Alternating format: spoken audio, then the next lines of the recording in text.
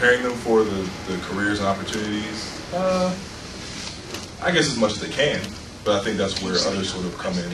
You know, other educators or industry people or higher ed kind of come in and fill the gap between, okay, you've learned the concept and now you're prepared. You know, these are what the things you need to do to prepare for it. Yeah, and I think teachers have so much on their plates these days in general, just to get through, you know, a course and a curriculum through a, you know, through a school year, that it's hard for them to try to incorporate the value of what they're teaching to other disciplines. And I've noticed in some charters and some forward-thinking schools now that they are trying to teach, you know, towards that, the integration of those disciplines, particularly for career paths. So I think it's happening, but probably not as much as we would like to see. It would be great if young students can understand the value of learning all these things and how they work with it, but I don't think it's happening. I would echo what Gary and what Kendrick have said. I think those comments are true. Underscore what Gary just said. I think teachers, I rather naively walked into a science teacher, a high school science teacher's room to talk to him about how to incorporate new ways of pedagogy, like inquiry-based and project-based learning. And he promptly showed me his schedule and said, show me where I can fit all these great ideas. And so I think teachers are under a lot of stress to get across the core curriculum that they've been given. And I think it's unfortunate, to be quite frank, because it doesn't leave any room for imagination or using different ways to engage students.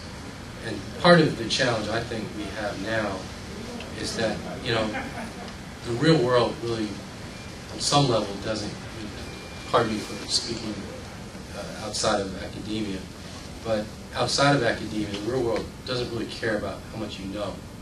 It cares about what you can do, what skills you have, your abilities, and how you can be productive as measured by GDP or products and services.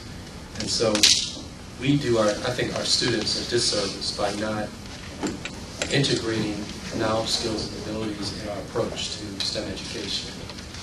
And, you know, I'm a bio-life scientist, but I tell you, I love engineering because it's the ultimate in project-based learning. At the end of it, you design something, you build something. I think we need more of that, actually. Yeah, I agree with all my fellow panelists. I think it was interesting that most of my life has been in research and in industry, with General Electric, Boeing, Atomic Energy Commission. I worked at a lot of very unique places where there were very few people of color in engineering and science, which was always very interesting to me because I figured if I could be there, everybody should be there. But the reality was in the community, students were shying away from engineering and science for the most part. So as I went through my maturation and did what I did, and I started this activity with the National Science Foundation, I would go to classrooms and hear what they were teaching. I would listen to these issues around algebra and how it was being taught. And there was a dominant theme that happens at universities, I guess, as well as in high schools, is that people teach the way that they were taught. Well, we now have a different group of students. They're not the student that I was when I went to school. You know, I had a love of science right away. I think when I was 8, my parents took me to see the Blue Angels, and I saw these guys flying these jets off the boat. I said, hey, I'm flying. Whatever I got to do, I'm flying something. So I was hooked early on, but that was because I was immersed in something that caught my attention. Well, you know, the students now, unless there's a hook to engineering, to mathematics, to science, or technology, they don't see the relevance. I have a lot of stories to tell. I'm trying not to do that. There is an effort to take advantage of the technology that students are connected to 24 hours a day. Cell phone, iPod, all of these little devices that are electronic that they manipulate and they use 24 hours a day. They walk down the street, they walk out in the traffic, they don't pay attention, they're on this, they're looking at this thing. Okay, but that is a medium.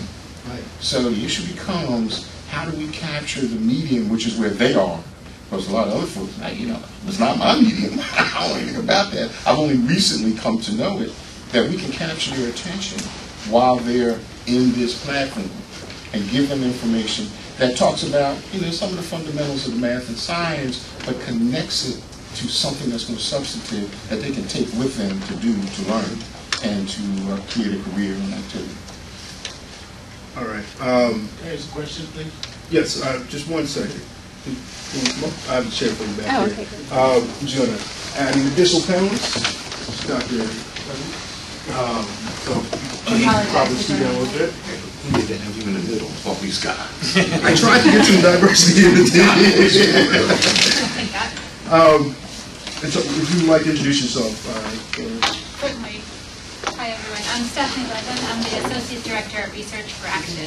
And Research for Action is an organization that's been doing work in the Philadelphia region for about 20 years now, mostly focused on the Philadelphia School District, but now we're doing more national work.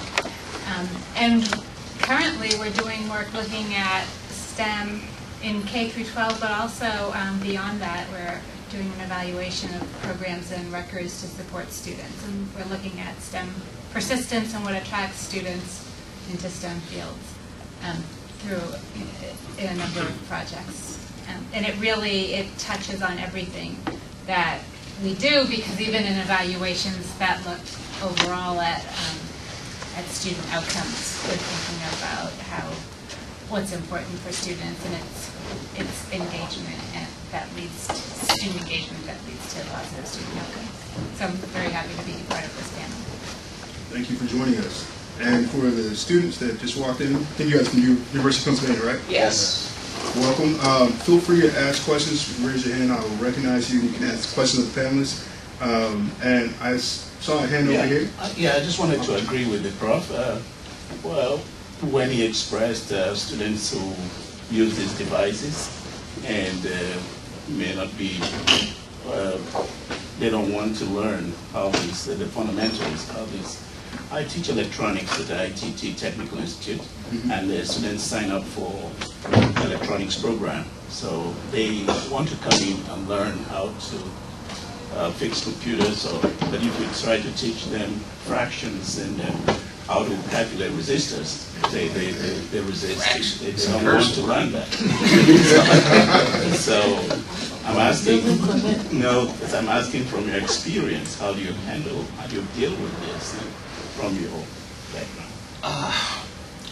Story. I was at Temple. I was running a cable television program. I had a cable television construction company. I was building cable systems. I was asked to come and develop a program that would train area students to work in the cable television industry. So I had a class of folks from maybe 16 years of age to 55. As we started talking about the cable television industry and all the money that could be made, then we started talking about some of the technical factors associated with that. And I said, well, before we really get into, we kind of get granular into how this really works, you need to understand some fundamental mathematics. And I started using terms like EIRP, effective isotropic radiated power, ratios, and I put some numbers up on the board. And I said, well, let's do this problem. I'll show you how to do this. This is what this looks like. Let me see what kind of answers you get. They could not do the fractions. Anybody, not the 55-year-old or the 16-year-old. So I said, oh, okay. I said, okay, I know how to deal with this. Going back to elementary school, and the none, we're going to do times table. So for a week, we did times tables. We just worked on the fundamentals. And then I kind of gradually weaned them into how you take this multiplication, division, and this addition and subtraction, and use it to solve this problem about power. So, you know, I got them hooked on something that they were interested in knowing. And at the end, the oldest guy in the class, who was a Vietnam vet like myself, came to me crying. He said, man, I learned more with you. You took time to show me why this is relevant. So I believe that the old just theory approach to learning for the students doesn't really help them see how it relates to the real world. It worked in that particular circumstance. Across and age range, again, from 16 to 55. It was really very interesting. So that made me want to be more of an educator than just, you know, renegade scientist blowing things up, which is where I was before. Because I realized I could really have some impact and change people's lives. Most of those students in that class, and maybe 15 to 18 of them, now are either in industry, in the cable television industry, or cable TV engineers. You know, they went on to continue their studies. They started their own business installation companies and whatnot. So it really had an impact. I said, wow, this is really something. I was amazed. You know, that just spending time and caring about them, very important. Kind of like a mission, it's almost like a ministry, you know, really made a difference. And that's the one thing that I value more than anything else. And I talk to people at the university about this all the time. They, for the most part, well, believe, particularly at Drexel, which is where I am, and I went to Drexel, undergrad and graduate school, and I know the history of the institution and how they treat people. And I came to make a difference. And I have found that since we have developed these programs and brought in these funds from the National Science Foundation, and the students have done so well, that now some of the traditional inclinations to not think that students of color could perform in this environment have gone away. Now they are looking for students. They're writing their own grants to support increased diversity in science and technology. So it's, you know, it's kind of a mission. You know, you really got to be on a mission to get this happening. Because otherwise, it's not going to happen. I'd like to ask you a question about ITT and whether or not they have sort of a remedial courses for students that aren't up to par before they go into the electronics courses. Well, we do have very special arrangements. You know, when the students come in, we identify those who have those special needs and work with them based on, you know, the individual cases. But there is no, our program is a 12-week course, and you know it when you come in. yeah, you just don't. A lot of programs I'm finding out from some of the people I've been talking at different universities, they're needing to have these sort of preparatory courses, and I taught adult literacy for years at CCP, so I know that people are coming out of high school with diplomas and still not being able to read and do fractions. Exactly. So I was, you know, some of the universities, even some of the top universities like Drexel and others, are having these courses that the basics are taught, like the basic math and science courses that they need to get into the, you know, the other fields that are high paying. So. 1 second, guys. All right, so I just want to make sure that we're actually having a discussion. I see a bunch of hands popping up. I know people want to reply back immediately because I know it's a lot of stuff to take in and people have really direct questions. But I'm keeping a queue, and I just want to make sure that we go down that queue because I see these hands popping up. I want to make sure that those people that have those questions can get them out and we can keep the discussion going. But if you have like a direct question for one of the panelists, go ahead and raise your hand up real quick and I'll try and recognize you immediately so you can answer that direct question. I have kind of like a good example for him regarding his question is, I mean, if you take an example like flying, I don't know how many of you guys are pilots, the old-fashioned way is you do all the ground training where you learn all the book stuff, and then after you complete all that and you go up in the air with an actual airplane. But now some of the flying club and the way they do it now is a little bit different, where you actually do ground training. Let's say you do a week worth of work.